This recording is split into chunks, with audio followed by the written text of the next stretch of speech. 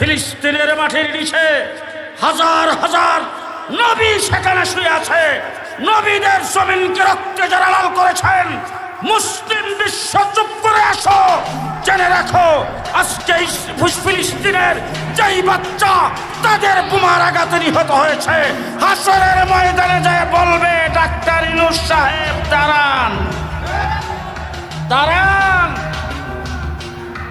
পাকিস্তানের প্রেসিডেন্ট, মালয়েশিয়ার প্রেসিডেন্ট দাঁড়ান, সৌদি আরবের বাদশাহ আমাদেরকে যখন গুলি করে মারছিল, আমাদের উপরে যখন বোম ফালাইছিল, আপনারা পারমাণবিক অস্ত্রের মালিক ছিলেন, অর্থের মালিক ছিলেন, 58টা মুসলিম রাষ্ট্র ছিল।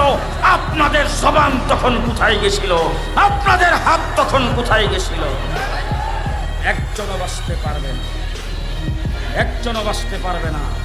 আজকে গোটা বিশ্বের মুসলমান দিকে ঢুকে বসছে।